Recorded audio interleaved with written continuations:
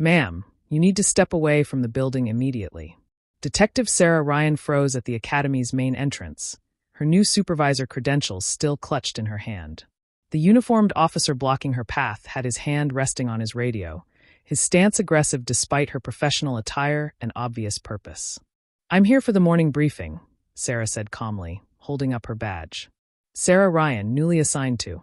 "I don't care what story you're trying to sell," Officer Martin Webb interrupted, stepping closer. His 20-year veteran confidence radiated the kind of authority that had never been questioned. "This is a restricted facility. Whatever you think you're doing here, you're mistaken." Sarah felt the familiar knot form in her stomach, the same one from countless moments throughout her 15-year career when her competence was questioned before her credentials were even examined. Behind Martin, she could see other officers watching through the glass doors, some pulling out phones. "Officer, if you would just look at my..." "Miss, I'm going to ask you one more time to leave voluntarily before this becomes a bigger problem for you." Martin's voice carried the practiced tone of someone accustomed to immediate compliance. He reached for his handcuffs. "Don't make this harder than it needs to be." The irony wasn't lost on Sarah. In 30 minutes, she was supposed to be leading the Academy's first comprehensive review of bias training protocols. The review that had been mandated after 3 separate incidents of officers making assumptions based on appearance rather than facts. The review that would determine whether this academy maintained its state accreditation. She watched Martin's face, seeing not malice but the dangerous certainty of someone who had never been wrong about who belonged where. In his mind, he was protecting the academy. In reality, he was about to assault his new supervisor in front of multiple witnesses. "Officer Webb," Sarah said quietly, reading his nameplate. "I strongly suggest you call Commander Rodriguez before you do something both of us will regret." But Martin was already reaching for her arm. "Hey, my friend, hope you're doing well. Drop a comment and let me know how you're feeling about this story so far and where you are watching from." The morning sun cast long shadows across the academy courtyard as Martin's hand closed around Sarah's wrist. She could have resisted. Her martial arts training from the FBI Academy would have made it easy. Instead, she made a choice that would change everything. She let him guide her toward the security office, knowing that sometimes the most powerful statement comes from allowing injustice to fully reveal itself. Inside the building, Commander Rodriguez was reviewing the personnel files for the morning's crucial meeting. 3 months of planning had led to this moment. The arrival of the inspector who would determine whether decades of traditional training methods would finally evolve. He glanced at his watch. 8:47 a.m. Inspector Ryan should have arrived by now. His radio crackled to life. "Commander, we have a situation at the main entrance. Officer Webb is bringing in a trespasser who is attempting to gain unauthorized access." Rodriguez frowned. The academy was on high alert today. No unauthorized personnel were supposed to be anywhere near the building. "Bring them to conference room A," he responded. "I'll handle this personally." As Martin escorted Sarah through the corridors lined with photos of academy graduates, she noticed something that made her blood run cold. In the trophy case dedicated to the academy's finest achievements, she spotted a newspaper clipping from 2019. Local academy graduates commended for community policing excellence. The photo showed a younger Martin Webb receiving an award for his mentorship of new recruits. This wasn't just about one moment of poor judgment. This was about a system that had taught a genuinely well-intentioned officer that his assumptions were more reliable than evidence. A system that had promoted and rewarded him for the very confidence that now blinded him to his mistake. Sarah realized this incident would become either the academy's greatest failure or its most transformative moment. The choice belonged to everyone in the building, but especially to the man who still believed he was the hero of this story. As they approached conference room A, Sarah could hear voices inside. Commissioner Williams had arrived early, along with the mayor's office representatives and the Federal Oversight Committee. The people who would decide the academy's future were waiting just behind that door. Martin knocked confidently. "Sir, I've apprehended the individual who was attempting to breach security." The door opened, and Commissioner Williams stepped out, his face brightening with recognition before immediately darkening with understanding. "Inspector Ryan," he said quietly, "we've been expecting you." Martin's hand fell away from Sarah's arm as if he'd been burned. The color drained from his face as the full weight of his actions crashed over him. Behind Commissioner Williams, Sarah could see the Oversight Committee members rising from their seats, their expressions ranging from shock to grim satisfaction. "Well," Sarah said, straightening her jacket, "I suppose we're starting the bias training evaluation a bit earlier than scheduled." The conference room fell into suffocating silence. Martin stood frozen in the doorway, his career flashing before his eyes, while Sarah maintained her composure despite the humiliation burning in her chest. Commissioner Williams gestured for everyone to sit, his diplomatic smile barely masking the crisis he knew was unfolding. "Inspector Ryan," Williams began carefully, "perhaps we could start with introductions, given the unconventional circumstances of your arrival." Sarah took her seat at the head of the table, noting how Martin remained standing by the door like a condemned man awaiting execution. She had two choices: destroy him publicly as an example, or use this moment to demonstrate the very principles she'd come to teach. 23 years ago, Sarah said, her voice cutting through the tension, I was a rookie patrol officer in Detroit. My training officer was a 20-year veteran named Sergeant Patricia Kane, a woman who taught me that our first instinct is rarely our wisest action. She looked directly at Martin. "Officer Webb, please have a seat. You're going to want to hear this." Martin hesitated, confusion replacing terror. Sarah's calm authority felt different from what he'd expected. Not the righteous fury of someone whose power had been challenged, but something more unsettling, disappointment mixed with understanding. "Sergeant Kane had a rule," Sarah continued as Martin reluctantly took a chair. "Every mistake was a teaching moment, but only if we were honest about what led to the mistake in the first place. So let's be honest." She opened her file. "Officer Webb, you've been with this department for 20 years. Exemplary record. 3 commendations for community service. You volunteer at the youth center on weekends." Martin blinked. He hadn't expected her to know his personnel file. "You also," Sarah continued, consulting her notes, "graduated from this very academy in 2004, where you were mentored by Captain James Harrison, a man whose training philosophy emphasized decisive action based on situational awareness." A chill ran through the room. Everyone knew Harrison's legacy, the old-school approach that had produced both the department's finest officers and its most controversial incidents. Harrison had retired 2 years ago amid questions about his methods, but his influence remained embedded in the academy's culture. Deputy Chief Reynolds, a Harrison protege himself, shifted uncomfortably. "Inspector Ryan, I'm not sure we need to relitigate Captain Harrison's." "We absolutely do," Sarah interrupted, her tone sharpening for the first time. "Because Officer Webb's actions this morning weren't the result of personal prejudice. They were the predictable outcome of a training system that prioritizes assumptions over investigation." She stood and walked to the whiteboard, writing 3 words: assumptions, evidence, action. "Officer Webb, tell me what you saw when I approached the building this morning." Martin struggled to find his voice. I saw someone who didn't look like they belonged at a police facility. More specifically, the room held its breath. Martin's jaw tightened as he forced himself to confront the truth. "I saw a black woman in civilian clothes approaching a restricted building, and I assumed she was out of place, despite the fact that I was carrying a badge, dressed professionally, and walked with the confidence of someone who belonged there." "Yes, ma'am." Sarah nodded, writing visual bias under assumptions. "What should you have done?" "Asked for identification. Verified your credentials before taking any action." "Exactly." She turned to face the room. "This isn't about Officer Webb being a bad person. This is about a system that taught him to trust his gut over due process." But Deputy Chief Reynolds wasn't finished defending his mentor's legacy. "Inspector, while I appreciate your perspective, the Academy's training has produced countless exemplary officers who have also generated 43 excessive force complaints in the past 18 months. Sarah cut him off, pulling out another file. Complaints that were dismissed not because they lacked merit, but because the investigating officers were trained by the same system that created the problems. The betrayal hit Reynolds like a physical blow. Sarah had obviously done far more homework than anyone realized. She wasn't just here to review bias training. She was here to dismantle the entire Harrison methodology that had shaped careers, including his own. "Furthermore," Sarah continued, "I've reviewed the Academy's incident reports. Officer Webb, this isn't your first time making assumptions about civilians at this facility.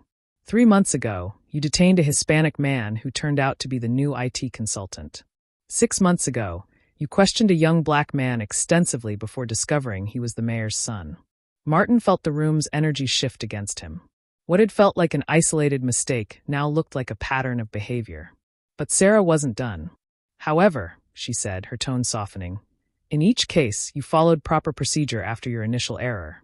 You filed complete reports. You even recommended additional cultural sensitivity training in your incident summaries, recommendations that were apparently ignored by Academy administration. Now it was Reynolds who felt the spotlight's heat. Sarah had just revealed that not only had the problems been documented, but attempts at correction had been systematically dismissed. The question we need to answer, Sarah said, returning to her seat, isn't whether Officer Webb made a mistake this morning. It's whether this academy is prepared to evolve past the training philosophy that made such mistakes inevitable. Martin found his voice. Inspector, what happens to me now? Sarah studied him for a long moment. She saw what the oversight committee couldn't. A good officer trapped by bad training, genuinely confused by the gap between his intentions and his actions. But she also saw an opportunity to demonstrate that accountability and redemption could coexist. That, she said, depends entirely on what you choose to do next. Outside the conference room, the Academy's morning training session was beginning. 60 cadets were receiving instruction on situational awareness from the same manual that had shaped Martin's thinking 20 years ago. Sarah could hear the instructor's voice echoing through the halls, teaching the next generation to trust their instincts over their training. Time was running out to break the cycle, and Sarah was beginning to realize that some people in the room had no intention of letting that happen. Reynolds was already pulling out his phone, typing a message to someone not in the room. Sarah caught a glimpse of the text. Harrison methodology under direct attack. Ryan more aggressive than expected. Need backup plan activated. The first betrayal was about to begin, and it wouldn't come from where anyone expected. 30 minutes later, Sarah stood before the 60 cadets in the Academy's main training hall. What should have been a routine introduction to bias recognition protocols had become something far more significant, a live demonstration of everything wrong with the current system. Good morning, Sarah began, noting how the cadets sat with military precision, hands folded, eyes forward. Perfect soldiers train not to think, only to react. I want you to forget everything you've learned about situational awareness. We're going to start over. From the back of the room, she watched Reynolds slip quietly through the door, his phone still in his hand. Sarah's instincts, honed by years of federal investigations, told her the morning was about to get much more complicated. Officer Webb stood at attention beside the training podium, not because Sarah had ordered him to, but because he'd volunteered. I want to be part of the solution, he'd told her during the brief break. Whatever that means for my career. His willingness to publicly acknowledge his mistakes had surprised Sarah. Most officers in his position would have hired a union representative and gone into defensive mode. Instead, Martin seemed genuinely hungry to understand where his training had failed him. Cadet Thompson. Sarah called to a young woman in the front row. You're walking patrol downtown when you see an argument between two people outside a bank. One is a well-dressed white man in his 50s. The other is a young black woman in a hoodie and jeans. The man is pointing and raising his voice. What's your first instinct? Thompson straightened. Ma'am, I would approach the situation and de-escalate the verbal altercation. Good. But who do you address first? The question hung in the air. Sarah watched the cadet's face as she processed the implications. Around the room, other cadets shifted uncomfortably, recognizing the trap. I would need more information before determining the appropriate approach. Wrong, Sarah said firmly. Your training manual, page 47, section 3, states that officers should address the person displaying aggressive body language first. According to your current protocols, you would automatically focus on the person who appears most threatening, which, statistically speaking, would be the young woman in casual clothes. Murmurs rippled through the room. Sarah was directly contradicting foundational academy doctrine. However, she continued, FBI behavioral analysis indicates that well-dressed individuals in financial districts who initiate confrontations are 60% more likely to be engaged in white-collar criminal activity than any random civilian. Your training taught you to see threat where you should see potential victim. Officer Webb stepped forward. Inspector, may I share something with the cadets? Sarah nodded, recognizing his courage in the moment. 2 weeks ago, Martin began, his voice steady despite the personal cost. I was called to a disturbance at the downtown branch bank. I arrived to find exactly the scenario Inspector Ryan just described. a well-dressed older man arguing with a young black woman outside the building. The room was dead silent. I immediately focused on the woman, assuming she was the source of the problem. I asked her for identification while treating the man as a concerned citizen. It took me 45 minutes to discover that the woman was a bank fraud investigator, and the man was the embezzlement suspect she'd been tracking for 3 months. Sarah watched the cadets process this information. She could see the lightbulb moments flickering across their faces, the realization that their training had actually made them less effective at their jobs, not more. The suspect escaped during those 45 minutes, Martin concluded, because I was trained to see threat instead of truth. But as Martin finished speaking, Sarah noticed movement at the room's rear entrance. Captain Harrison himself had arrived, flanked by 2 lieutenants and a union representative. The old guard had mobilized faster than she'd anticipated. Harrison's voice cut through the room like a blade. "Inspector Ryan, I'm afraid there's been a significant development that requires your immediate attention." Sarah felt the energy shift as Harrison's presence commanded the room. Even in retirement, his authority over these officers remained absolute. The cadets straightened further, if such a thing were possible, while Martin seemed to shrink beside the podium. "Captain Harrison," Sarah replied evenly. "This is unexpected. Deputy Chief Reynolds contacted me regarding some concerns about the direction of this morning's session. I've taken the liberty of reviewing your credentials and proposed curriculum changes." Harrison's smile carried the cold confidence of someone holding all the cards. "It seems there are questions about your authority to implement the changes you're suggesting." Sarah's blood chilled. She'd anticipated resistance, but a direct challenge to her authority meant someone had been working behind the scenes to undermine her position. "I have full Oversight Committee authorization for this review." Harrison corrected, producing a document from his briefcase. "The State Board received an emergency petition this morning citing procedural irregularities in your appointment. Specifically, questions about whether your federal background creates conflicts of interest with state law enforcement protocols." The betrayal was swift and surgical. Sarah realized that Reynolds hadn't just been texting about the morning's events. He'd been activating a pre-planned strategy to remove her before she could complete her evaluation. But Harrison's next words revealed the true scope of what she was facing. "Furthermore," he continued, "Officer Webb's voluntary participation in your demonstration has raised questions about his fitness for duty. The union representative is here to ensure his rights are protected during what appears to be an unauthorized investigation." Sarah watched Martin's face crumble as he realized the price of his honesty. By trying to help her demonstrate the problems with academy training, he'd inadvertently given Harrison grounds to destroy both their careers. The cadets looked from Harrison to Sarah, uncertain who held actual authority. In that moment, Sarah understood that this wasn't just about training protocols or bias recognition. This was about the soul of law enforcement itself, whether it would evolve toward justice or retreat into the comfortable certainties of the past. Harrison had made his choice clear. Now Sarah had to make hers. She could retreat, accept the procedural challenge, and hope to fight another day through proper channels. Or she could make a stand that would either transform the academy or end her career in spectacular fashion. Sarah looked at Martin, still standing beside the podium, his 20-year career hanging by a thread because he'd chosen truth over self-preservation. She looked at the 60 cadets, their futures being shaped by men who valued control over correctness. Then she made the choice that would change everything. "Captain Harrison," she said, her voice carrying across the silent room, "you're absolutely right to question my authority here. But you're questioning the wrong thing." She walked to the center of the room, positioning herself between Harrison and the cadets. "The question isn't whether I have the right to challenge your training methods. The question is whether you have the right to continue training officers in ways that make them less effective and more dangerous." The confrontation was no longer about procedure or politics. It was about 2 fundamentally different visions of what police work should be. And 60 future officers were about to witness which vision would win. "Inspector Ryan," Harrison said, his voice carrying the practiced authority of 3 decades, "you're out of line. These cadets don't need to witness administrative disputes." But Sarah had spent 15 years reading hostile rooms, and she recognized something in Harrison's tone that the others missed: desperation disguised as confidence. A man this experienced didn't mobilize this quickly unless he was protecting something far more significant than training protocols. "You're absolutely right," Sarah replied, surprising everyone. Cadets, you're dismissed for morning PT. Report to Lieutenant Hayes in the gymnasium. As the cadets filed out, Sarah caught the eye of Cadet Thompson, the young woman who'd answered her earlier question.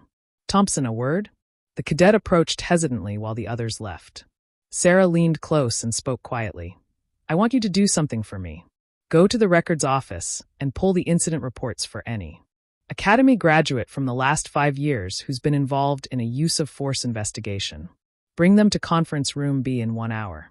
Thompson nodded and hurried away.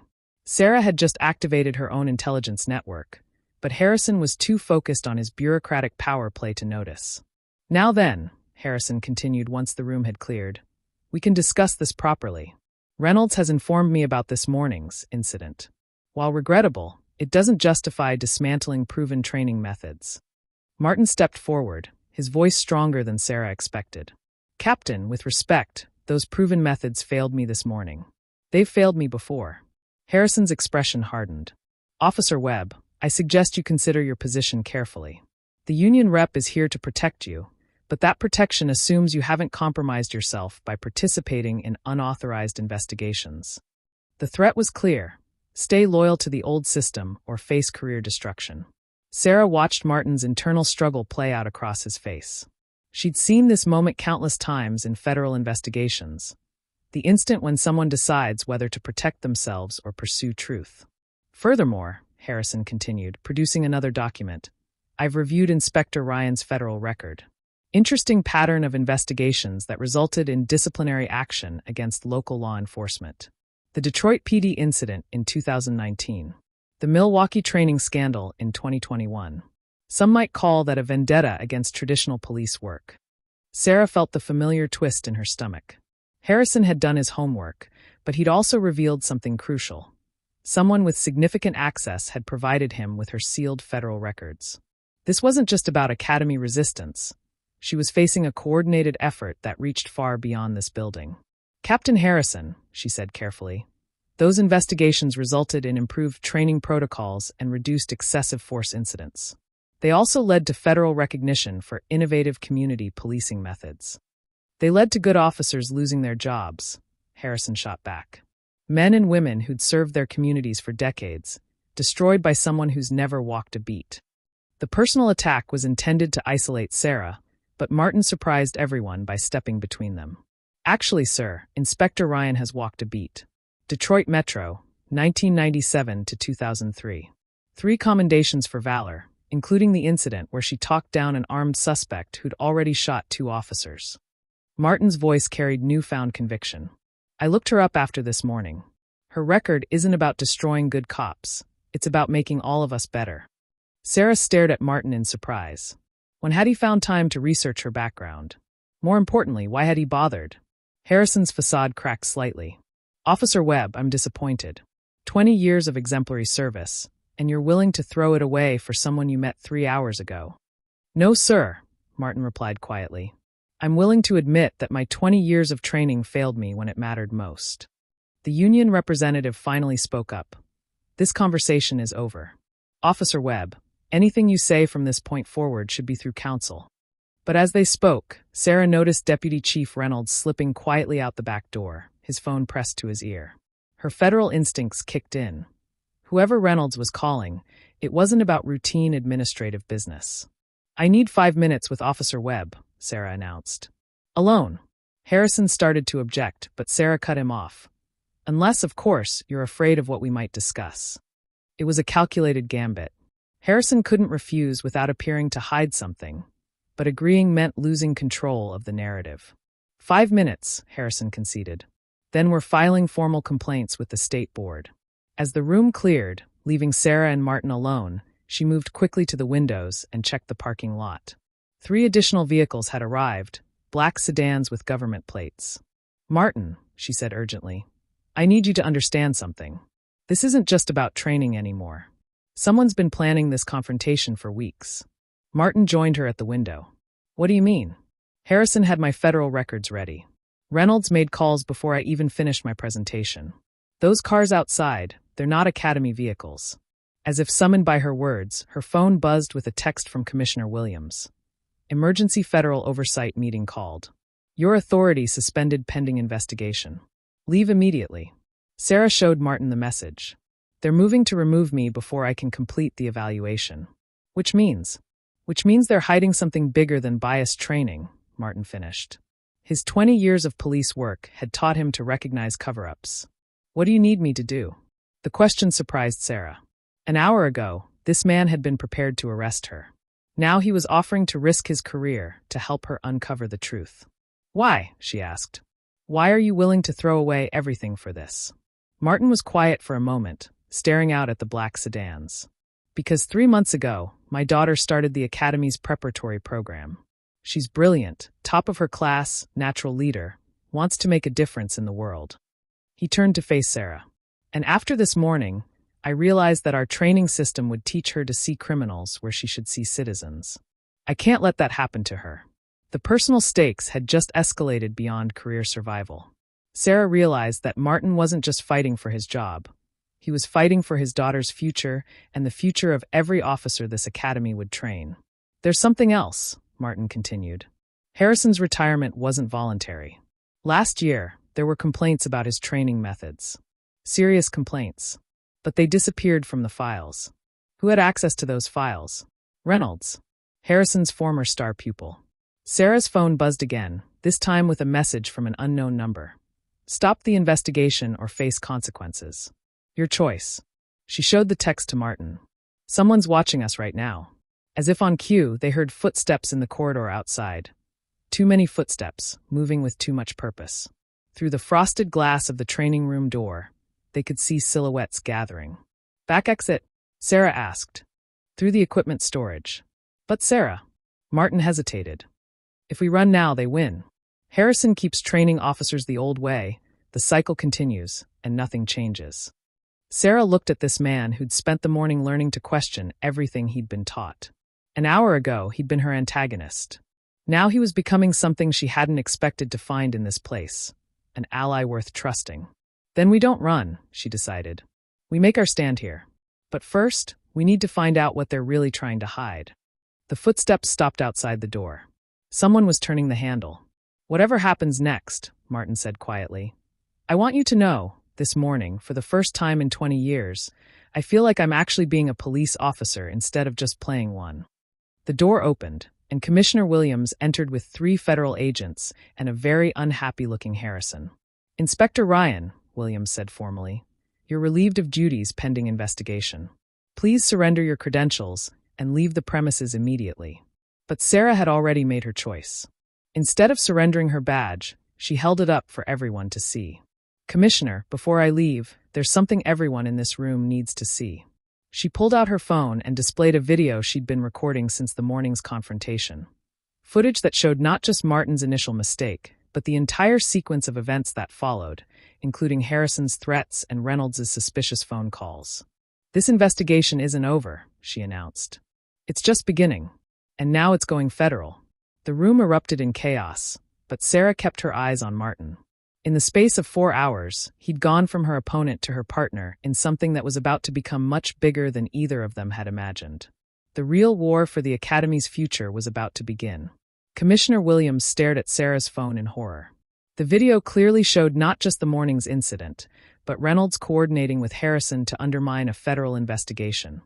A federal crime that could destroy careers and potentially trigger a DOJ intervention.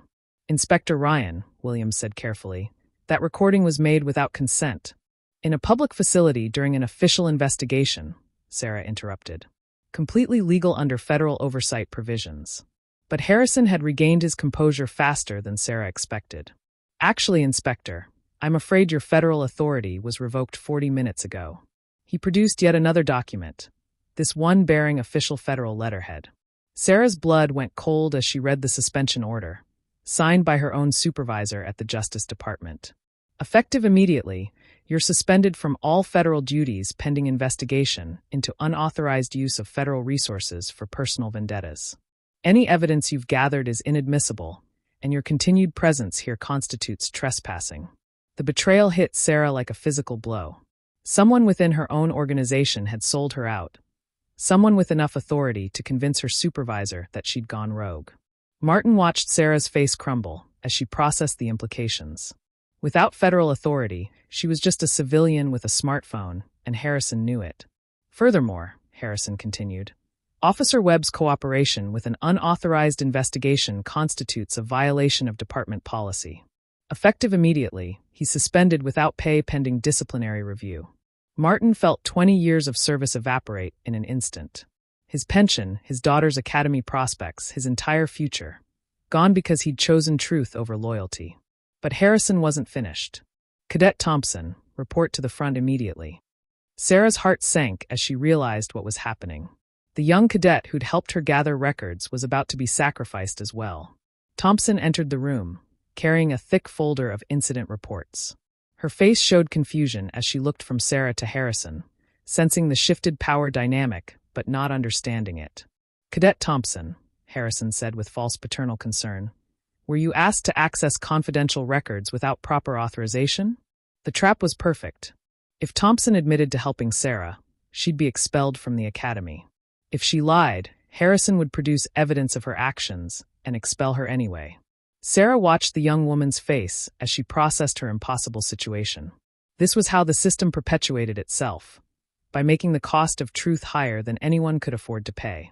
Sir, Thompson said quietly, I accessed records as requested by Inspector Ryan, who I believed had proper authority.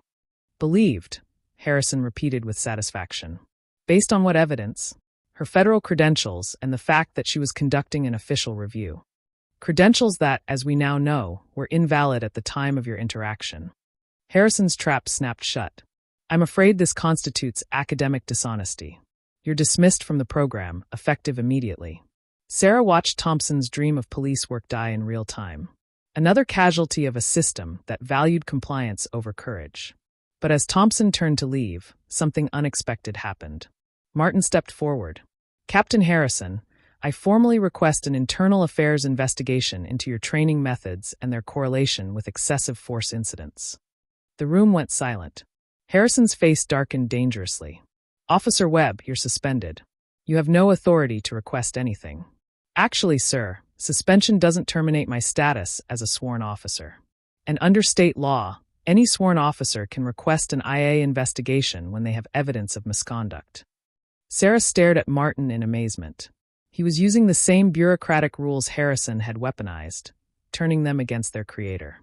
Furthermore, Martin continued, pulling out his own phone, I've been recording this conversation under whistleblower protection statutes. Inspector Ryan's investigation may lack federal authority now, but mine falls under state jurisdiction. Harrison's carefully constructed trap was unraveling. By suspending Martin, he'd inadvertently given him whistleblower protections that even federal interference couldn't touch. But Harrison had one more card to play. Officer Webb, I've known you since you were a cadet. I wrote the recommendation that got you your first promotion. I mentored you through your early years. His voice carried genuine hurt, mixed with calculation. Are you really willing to destroy everything we built together? Everything this academy represents. It was manipulation disguised as sentiment, but Sarah could see it working.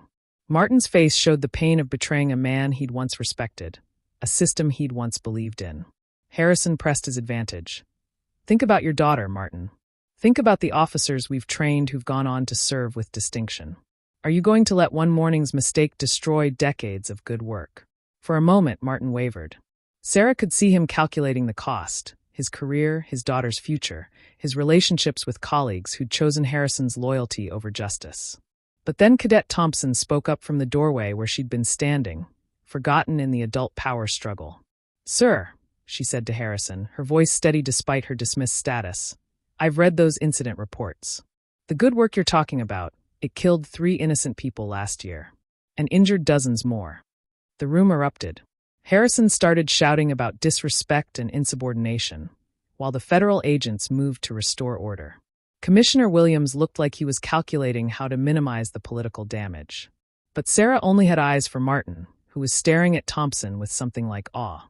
A 20-year-old cadet had just demonstrated more courage than most of the adult officers in the room. You know what? Martin said, his voice cutting through the chaos. Thompson's right. This isn't about loyalty to Harrison or the academy or even my career. It's about whether we're training officers or creating problems. He turned to face Harrison directly. Captain, you taught me to trust my instincts over evidence. Those instincts failed me this morning, and according to these reports, they've failed dozens of officers before me. Maybe it's time to admit that some of your methods need updating. Harrison's face went through several colors as 20 years of mentorship collapsed.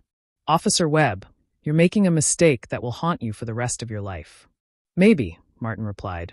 But at least I'll be able to look at my daughter and know I tried to make her future better instead of protecting my past. The betrayal was complete, but not in the way Harrison had planned. Instead of isolating Sarah and Martin, his heavy-handed tactics had created exactly the coalition he'd been trying to prevent: federal oversight, state whistleblower protection, and most importantly, officers willing to choose principle over self-preservation. But as Sarah watched Harrison's face, she realized this victory might be short-lived. Harrison wasn't just angry, he was calculating. A man this experienced didn't build a 3-decade career without learning how to survive setbacks. Very well, Harrison said with dangerous calm. Officer Webb, Inspector Ryan, Cadet Thompson, you've made your choices. Now you'll live with the consequences. He walked to the door, then turned back with a smile that chilled Sarah's blood. Oh, and Martin? Your daughter's academy application was approved this morning. Such a shame that family scandals have a way of affecting admissions decisions. The threat hung in the air like poison gas.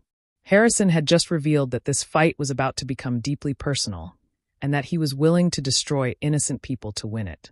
As the door closed behind him, Sarah realized they'd won the battle, but Harrison was already positioning for a war that would determine not just the Academy's future, but the futures of everyone brave enough to challenge the status quo. The real test was just beginning. 3 hours later, Sarah sat alone in her rental car outside the Academy, watching through the windshield as her entire world crumbled. Her phone had been buzzing nonstop with calls from Washington.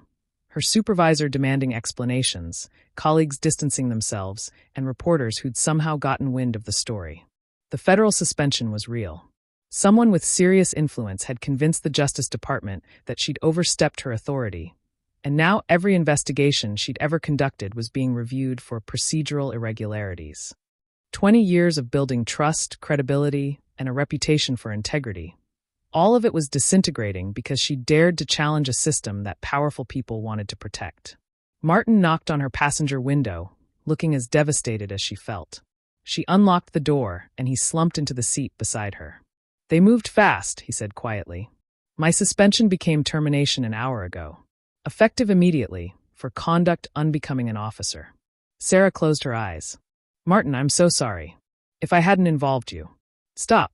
His voice was firm despite his exhaustion. You didn't involve me. I chose to get involved because it was the right thing to do. They sat in silence for a moment. 2 careers destroyed by a single morning's choice to stand up for principle. Through the academy windows, Sarah could see the afternoon training session beginning. 60 cadets learning the same flawed methods that had created this crisis. There's more, Martin continued. Harrison wasn't bluffing about my daughter. Her academy acceptance was formally revoked an hour after mine. Reason given: family association with personnel under investigation for misconduct. Sarah felt sick. Rebecca Webb was 19 years old, top of her criminal justice class, and her only crime was having a father brave enough to admit when the system failed. Now her dream of police work was over before it started. That's not legal, Sarah said. We can fight that. Martin laughed bitterly. With what authority? You're suspended, I'm fired, and Harrison has the full backing of the department. Rebecca called me crying. She's talking about dropping out of college entirely. Through her phone, Sarah watched the news coverage beginning to spread. Local police inspector suspended for unauthorized investigation. The headlines painted her as a rogue federal agent pursuing personal vendettas against hardworking police officers. Harrison's narrative was already dominating the story. It gets worse, Martin said, pulling out his own phone. Thompson was arrested an hour ago. Sarah's blood went cold. On what charges? Theft of confidential documents. Apparently, those incident reports she pulled were classified above her clearance level. Harrison's claiming she stole them under your direction. The systematic destruction was breathtaking in its efficiency. Harrison had neutralized every threat to his system within hours, and he'd done it using the very bureaucratic rules that Sarah had thought would protect them. Her phone rang. Commissioner Williams. Inspector Ryan, Williams said without preamble. I'm calling to inform you that the Academy review is officially terminated. Furthermore, the department is considering filing charges for interference with official police business. Commissioner, you've seen the evidence. I've seen an unauthorized recording made by a suspended federal agent and a disgraced officer who violated policy by participating in activities outside his authority. Williams's voice carried the exhaustion of a politician calculating damage control. Sarah realized he wasn't necessarily agreeing with Harrison. He was simply choosing the path of least resistance. The Academy will continue its normal operations, Williams continued.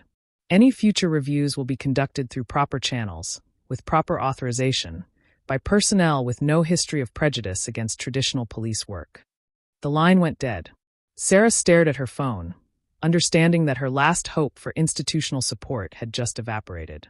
We're completely alone, she said to Martin. But Martin was looking at something on his phone that made his face go ashen. Sarah, there's something you need to see. He showed her a news article that had just gone live. Federal agents' pattern of targeting police exposed. The piece detailed every investigation Sarah had ever conducted, painting her as someone with an anti-police agenda who'd been systematically targeting departments across the country.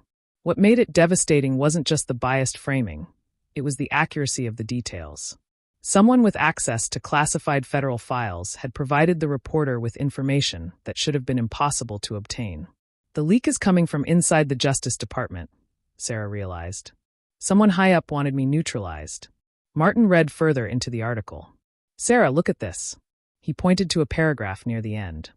Sources suggest Inspector Ryan's current assignment was part of a broader federal agenda to undermine local police autonomy through manufactured bias incidents.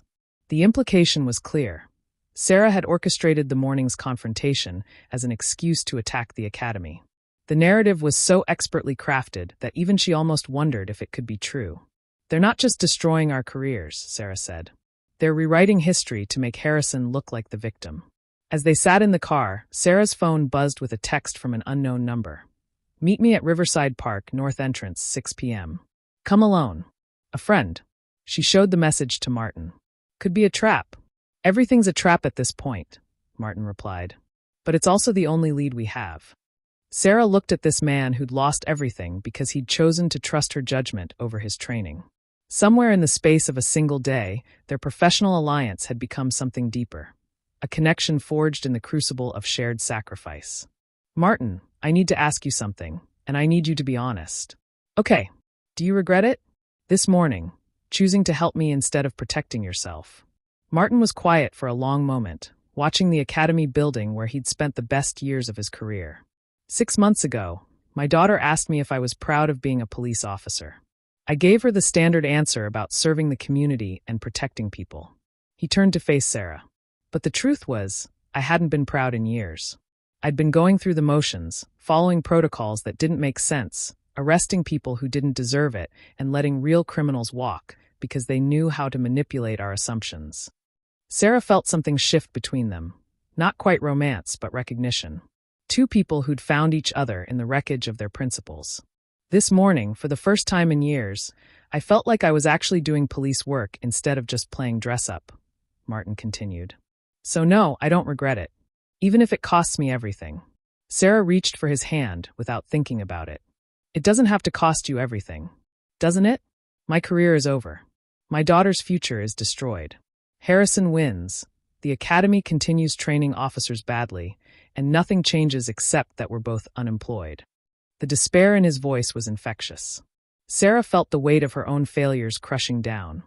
Not just today's defeat, but every investigation that had been undermined, every reform that had been reversed, every good officer who'd been punished for trying to do better. Maybe Harrison is right, she said quietly. Maybe I am just someone who destroys good people's lives in pursuit of some impossible ideal. They sat in the gathering darkness, 2 careers destroyed, 2 lives in ruins, facing the possibility that their sacrifice had accomplished nothing except satisfying Harrison's need for revenge. But as Sarah stared at the Academy building, she noticed something that gave her a flicker of hope. In the windows of the main training hall, she could see cadets gathering in small groups, talking animatedly. Instead of the military formation Harrison preferred, they were engaged in what looked like actual discussion. Martin, look at that. He followed her gaze. They're talking about what happened today, which means it's not over. We may have lost our careers, but we planted a seed of doubt in their minds about the training they're receiving. For the first time since the afternoon's disasters, Martin smiled slightly. You really think 60 cadets are going to change anything? Sarah squeezed his hand. I think 60 future officers who've seen what happens when good people stand up for what's right might make different choices than their predecessors. It wasn't much hope, but it was something. And as they prepared to meet their mysterious contact at Riverside Park, Sarah realized that even in the depths of defeat, she'd found something she hadn't expected. A partner who understood that some battles were worth losing if they inspired others to keep fighting. The war for the Academy's future wasn't over. It was just beginning from a different battlefield, with different weapons, and with the knowledge that the system they were fighting was more entrenched and dangerous than either of them had imagined. As they drove toward the park, Sarah couldn't shake the feeling that Harrison's victory might have been too complete, too efficient. People that ruthless didn't usually stop at professional destruction. They wanted something more. And Sarah was about to find out what. Riverside Park at dusk felt like a scene from a spy thriller. Sarah and Martin approached the north entrance cautiously, scanning for surveillance or ambush. The mysterious text had specified coming alone, but Sarah had insisted Martin accompany her. If they were walking into a trap, they'd face it together. The contact turned out to be someone neither of them expected. Deputy Chief Reynolds, looking haggard and paranoid as he emerged from behind a maintenance building. Inspector Ryan, Officer Webb, Reynolds said, his voice shaking slightly. Thank you for coming. Sarah kept her distance. You're the last person I expected to see. Aren't you supposed to be celebrating Harrison's victory? Reynolds looked around nervously before responding. Harrison's victory is about to become everyone's nightmare. I need to tell you something about why he really retired, and why your investigation threatened everything he's built. Martin stepped forward. Reynolds, you destroyed my career this morning. Why should we trust anything you say? Because, Reynolds replied, pulling out a thick manila envelope, Harrison didn't just train officers badly. He created a network of graduates who've been systematically covering up each other's mistakes for 20 years. And that network reaches all the way to Washington. Sarah felt the pieces clicking together. The leak about my federal cases, that came from Harrison's people. Assistant Director Patricia Marsh, FBI Internal Affairs Division. Class of 2006. Harrison's most successful graduate. Reynolds handed Sarah the envelope. She's been protecting Academy alumni by sabotaging investigations that threatened to expose the training problems. The envelope contained copies of classified communications between Marsh and various police departments, detailing strategies for discrediting federal oversight and protecting officers trained in Harrison's methods. My God, Sarah whispered, scanning the documents. This is a conspiracy spanning multiple agencies. But Reynolds wasn't finished. The real reason Harrison retired, there was an incident last year. A graduate of his program killed an unarmed teenager in Phoenix. Video evidence clearly showed excessive force, but Harrison's network managed to suppress it. Martin grabbed Reynolds by the shoulders. Why are you telling us this?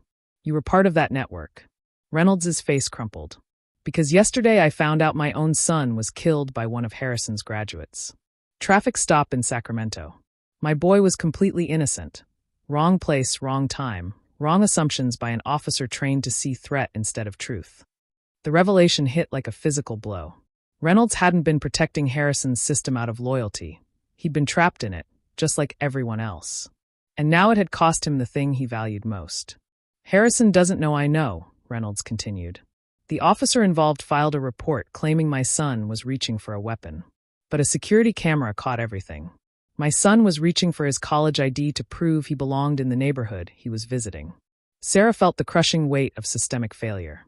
How many families had been destroyed by training that taught officers to assume guilt instead of innocence? There's more, Reynolds said, his voice breaking. Harrison knows about the recording you made this morning, but he also knows it won't be enough to change anything. Too many powerful people are invested in keeping the current system intact. He pulled out his phone and showed them a text message. Package delivered. Ryan neutralized. Webb contained. Thompson handled. Network secure. JH, Sarah realized. James Harrison. He's coordinating this from retirement. Which brings me to why I asked you here, Reynolds said. Harrison's planning something for tomorrow. A press conference where he's going to announce the Academy as a model for traditional law enforcement values, that should be replicated nationally. Martin felt sick. They're going to franchise Harrison's methods. Worse, the announcement is being coordinated with federal legislation to reduce oversight of police training programs. Your suspension was timed to remove the biggest obstacle to that legislation passing. Sarah stared at the documents in her hands, understanding the true scope of what they were facing. This wasn't about one academy or one training philosophy. It was about institutionalizing flawed police training at a national level. "What do you want from us?" she asked Reynolds. "I want Harrison destroyed. Completely. But it has to be done in a way that exposes the entire network, not just him." Reynolds pulled out one final document, a flash drive labeled insurance policy. "Harrison trusted me with his files. Everything is on here: communication with network members, strategies for suppressing investigations, even recordings of conversations where he admits the training problems but argues they're necessary to maintain officer confidence." Sarah looked at the drive, then at Reynolds. "What's the catch?" "The evidence is encrypted with Harrison's personal key. To decrypt it, we need physical access to his home computer. And he's leaving tomorrow night for the press conference in Washington." The impossible choice crystallized. They could walk away, accept their destroyed careers, and hope someone else eventually exposed the system. Or they could commit to a plan that would either bring down Harrison's network or land them all in federal prison. "You're talking about breaking and entering," Martin said. "I'm talking about stopping a system that killed my son and will kill dozens more if Harrison's methods become national policy," Reynolds replied. Sarah looked between the two men, Reynolds, driven by grief and guilt, Martin, facing the destruction of everything he'd worked for. She thought about Thompson, sitting in jail for trying to help. About Rebecca Webb, whose dreams had been crushed for her father's courage. About all the future victims of training that prioritized assumptions over evidence. "There's something else you need to know," she said quietly. "Earlier today, I sent copies of my investigation notes to 3 journalists and a civil rights organization. If something happens to us tomorrow night, the story doesn't die with us." Reynolds stared at her. "You've been planning this." "I've been planning for Harrison to be exactly as ruthless as he turned out to be." Sarah made her decision. "We do this, but not just to get revenge for what he did to us. We do this to prevent what he's about to do to everyone else." Martin looked at her for a long moment. "Sarah, if we get caught, we don't just lose our careers. We go to prison. And Harrison wins anyway. If we don't try, Harrison wins for certain. At least this way, we give truth a chance." As the 3 of them stood in the gathering darkness, Sarah realized they were no longer fighting for their careers, or even for the academy. They were fighting for the soul of American law enforcement, whether it would evolve toward justice or calcify into the prejudices of the past. "One more thing," Reynolds said as they prepared to leave. "Harrison's not working alone tomorrow night. He's expecting someone." "Who?" Assistant Director Marsh is flying in from Washington. She's bringing federal authorization to make Harrison's methods the baseline for a new national training standard. The stakes had just escalated beyond anything they'd imagined. Tomorrow night wouldn't just determine Harrison's fate. It would determine whether flawed police training became institutionalized at a federal level. Sarah looked at Martin, seeing her own determination reflected in his eyes.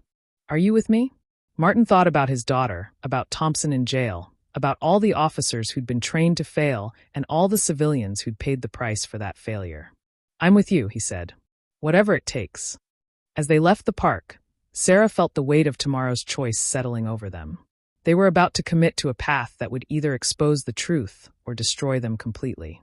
But for the first time since the morning's confrontation, she felt like they were fighting back instead of just surviving the system's assault on their integrity. The real battle was about to begin. 24 hours later, Sarah crouched behind Harrison's garden shed, her heart pounding as she watched the lights in his study window. The house was supposed to be empty. Harrison and Marsh were at their press conference in Washington, announcing the new National Excellence in Police Training initiative that would export Harrison's methods to academies across the country. Martin's voice crackled through her earpiece. "Perimeter clear. Reynolds is monitoring police frequencies. We have maybe an hour before Harrison's flight lands." Sarah approached the back door, her federal lockpicking training finally proving useful outside of official business. As the door clicked open, she realized there was no going back.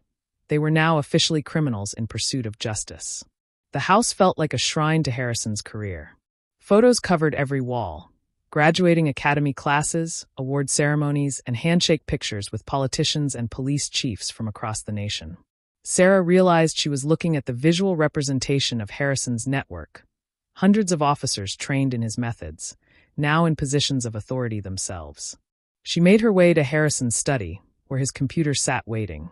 But as she inserted Reynolds's decryption device, she heard something that made her blood freeze. Footsteps on the front porch. "Martin," she whispered into her mic, "someone's coming." Impossible. Harrison's flight doesn't land for 40 minutes. The front door opened and Sarah heard voices, not just Harrison, but someone else. A woman's voice, talking about accelerating the timeline and neutralizing remaining threats. Sarah crept to the study doorway and listened. Harrison and Marsh had returned early, and they were discussing something far more sinister than training programs. "The Ryan problem is handled," Marsh was saying, "but we need to tie up loose ends. Reynolds is becoming unstable. His son's death has made him unpredictable." Harrison's reply chilled Sarah to the bone. Accidents happen to unstable officers, especially ones who might compromise network security. They were talking about killing Reynolds. Sarah realized this network wasn't just about covering up training problems. It was about eliminating anyone who threatened to expose them. "What about Webb and the cadet?" Harrison asked. "Webb is neutralized professionally. The cadet will serve her sentence and hopefully learn to keep quiet. But if they continue causing problems..." Sarah didn't need to hear the rest. She activated her phone's recording app and crept closer to capture every word. "The beauty of our system," Harrison continued, "is that we don't just train officers, we train leaders. Every academy director, every chief of police, every federal oversight official who matters has either gone through our program or been recommended by someone who has." 25 years of careful placement, Marsh agreed. "And now we're making it official federal policy. By next year, every police academy in America will be required to adopt our training standards." Sarah's hands shook as she recorded Harrison's next words. "The old days of second-guessing police instincts are over. We're returning to a time when officers were respected for their judgment, not questioned by civilians who don't understand real police work." But Harrison wasn't finished revealing the scope of his network.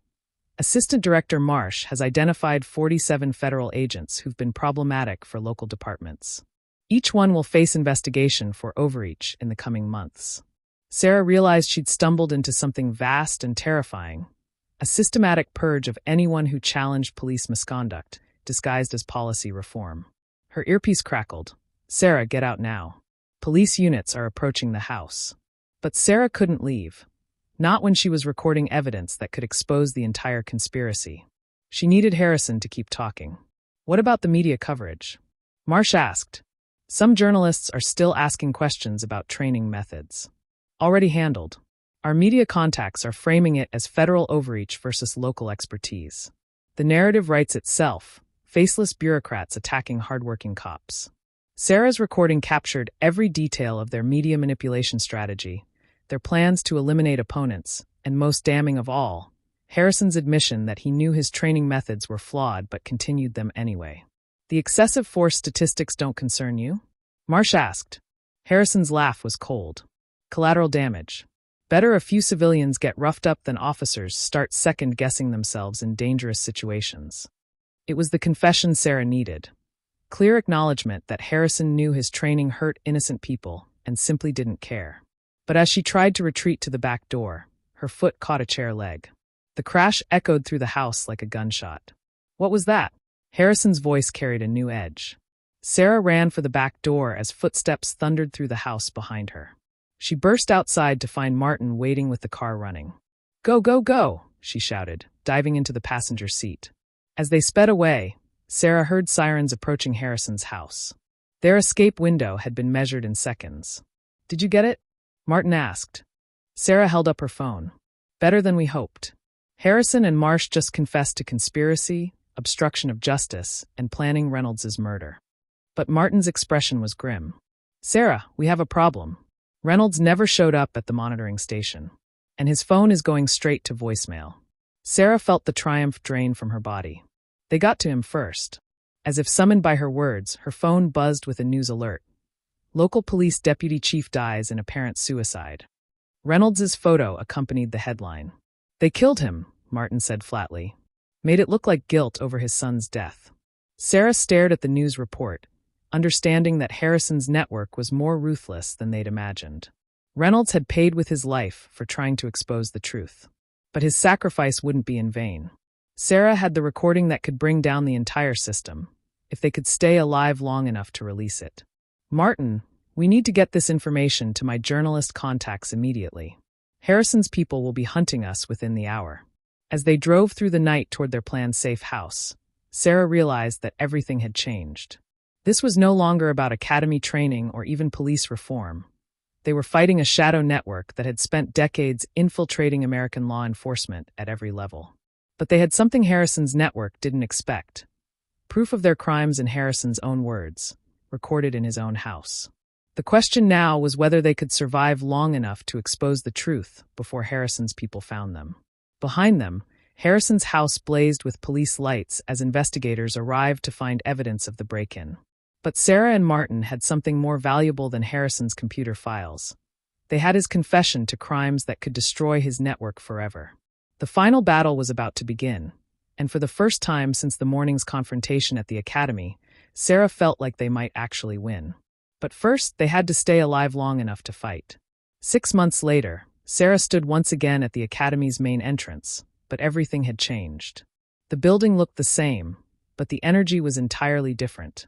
Through the windows, she could see cadets engaged in collaborative discussions rather than rigid formations, practicing de-escalation techniques instead of aggressive control tactics. The recording had worked. Harrison's confession had triggered a federal investigation that unraveled 25 years of corruption. Assistant Director Marsh was serving a 15-year sentence for conspiracy and civil rights violations. Harrison himself had died of a heart attack 2 weeks after his arrest. Whether from stress or guilt, no one would ever know. But the real victory wasn't in their downfall. It was in what had risen from the ashes. Martin approached from the parking lot, wearing civilian clothes but carrying himself with the quiet confidence of someone who'd found his true calling. His termination had been overturned after the investigation revealed the extent of Harrison's retaliation, but he'd chosen not to return to traditional police work. "How's the new job?" Sarah asked as he joined her at the entrance. "Challenging," Martin replied with a smile. "Turns out teaching officers to admit when they're wrong is harder than training them to think they're always right." Martin had become the Academy's new Director of Community Relations and Bias Recognition Training. His first-hand experience with the system's failures made him uniquely qualified to help others avoid the same mistakes. "Rebecca's excited about starting next month," he added. Rebecca Webb had not only been readmitted to the Academy program, but had been selected for the inaugural class of the new training curriculum, one that emphasized critical thinking over automatic response. Sarah nodded toward the building. "Ready to see how Thompson's doing?" They walked through corridors that had been transformed from monuments to rigid authority into learning spaces that encouraged questions and growth. Former Cadet Thompson, now Officer Thompson, emerged from a classroom where she was leading a discussion on recognizing unconscious bias. "Inspector Ryan, Mr. Webb," Thompson said, her face lighting up. At 21, she'd become the Academy's youngest instructor and a powerful voice for change. "The new cadets are asking about the morning that started everything. They want to know what really happened." Sarah exchanged a look with Martin. They'd agreed never to hide from that morning's events, but to use them as teaching tools. "Tell them the truth," Sarah said. "Tell them about the assumptions we made, the choices we faced, and how those choices shaped everything that followed." The three of them walked toward the main training hall, where 60 new cadets were learning to question authority rather than simply follow it. On the wall where Harrison's awards had once hung, a new plaque read, "Excellence in policing means never being too proud to learn." Sarah's federal suspension had been lifted after the investigation vindicated her methods, but she'd chosen to leave the Justice Department to work directly with police academies across the country. Her new organization, Evidence-Based Law Enforcement Training, was implementing reformed curricula at 17 academies with federal support. "You know," Martin said as they watched the cadets practice conflict resolution techniques, "6 months ago I thought my career was over. Now I feel like it's finally beginning." Sarah understood exactly what he meant. The morning that had destroyed their old lives had given birth to something neither of them could have imagined. Work that felt like a calling rather than just a job. Her phone buzzed with a message from the Seattle Police Academy. "Ready for you to visit next month." Heard you have quite a story to tell our cadets. Another academy? Martin asked, reading over her shoulder. Another chance to make sure what happened to us never has to happen again. As they stood in the transformed training hall, Sarah reflected on the cost of their victory. Reynolds was gone. Harrison's victims could never be brought back. Dozens of officers had lost careers when the investigation revealed their participation in the cover-up network. But they'd also prevented countless future victims. The new training standards were already showing results. Use of force incidents at participating academies had dropped by 40%, while community trust measures had improved significantly. Most importantly, officers were learning to see their authority as a responsibility to protect rather than power to wield.